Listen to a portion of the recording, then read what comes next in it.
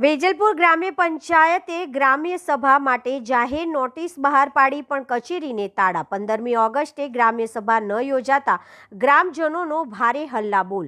પંચમહાલ જિલ્લાના કાલોલ તાલુકાના વેજલપુર ગામે 15મી ઓગસ્ટ સ્વાતંત્ર્ય પર્વ નિમિત્તે યોજાનારી ખાસ ગ્રામ્ય સભા વહીવટીતંત્ર અને સ્થાનિક પદાધિકારીઓની ઘોર બેદરકારીના કારણે ન યોજાતા ગ્રામજનોમાં ભારે રોષ ફેલાયો છે।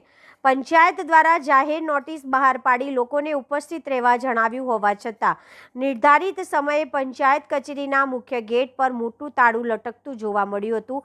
વેજલપુર ગ્રામ્ય પંચાયત દ્વારા લેખિત નોટિસ પ્રસિદ્ધ કરી ગામના તમામ નાગરિકોને 15મી ઓગસ્ટે સવારે 11 કલાકે ગ્રામ્ય પંચાયત કચેરી ખાતે ગ્રામસભામાં હાજર રહેવા જણાવ્યું હતું।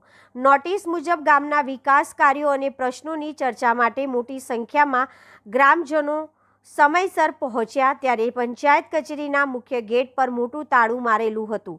સવારે 11:35 વાગ્યા સુધી રાહ જોવા છતાં ગ્રામ્ય પંચાયતના સરપંચ, તલાટી કમ મંત્રી તેમજ જિલ્લા કક્ષાએથી નિયુક્ત કરાયેલા વેજલપુર પ્રાથમિક આરોગ્ય કેન્દ્રના જવાબદાર મેડિકલ ઓફિસર પણ સ્થળ પરથી સંપૂર્ણપણે ગેરહાજર રહ્યા હતા।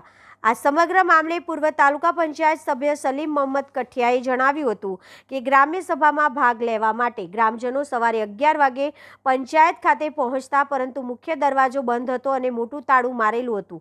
11:35 સુધી કોઈ જવાબદાર અધિકારી કે સરપંચ, તલાટી હાજર રહ્યા નહોતા। આ અંગે તાત્કાલિક તાલુકા વિકાસ અધિકારી TDO ને ટેલિફોનિક જાણ કરતા તેમને જણાવ્યું હતું કે આજે ગ્રામ સભાનું આયોજન છે અને હું તલાટીને ફોન કરી તાત્કાલિક જાણ કરું છું। સ્વાતંત્ર્ય પર્વ જેવા રાષ્ટ્રીય તહેવારે સરકારી આદેશો હોવા છતાં ગ્રામ સભા મોકૂફ જેવી સ્થિતિમાં મુકાતા અને જવાબદાર અધિકારીઓ ગેરકાયદેસર રહેતા રોષે ભરાયેલા ગ્રામજનો પંચાયત ભારે હોબાળો મચાવ્યો હતો। ગ્રામજનોનો આક્ષેપ કર્યો છે કે પ્રજાના પ્રશ્નો સાંભળવામાં પંચાયતને વહીવટીતંત્રને કોઈ રસ નથી। સરકારી આદેશો અને પરિપત્રોનું ખુલ્લેઆમ ઉલ્લંઘન કરનાર સરપંચ, તલાટી અને ગેરહાજર રહેલા નોડલ અધિકારી સામે તાલુકા વિકાસ અધિકારી TDO અને જિલ્લા વિકાસ અધિકારી DDO તાત્કાલિક ધોરણે તપાસ કરી કડક શિક્ષાત્મક પગલાં ભરે તેવી ઉગ્ર માંગ ઉઠી છે। Bureau chief Pandava Imran, location Vejalpur.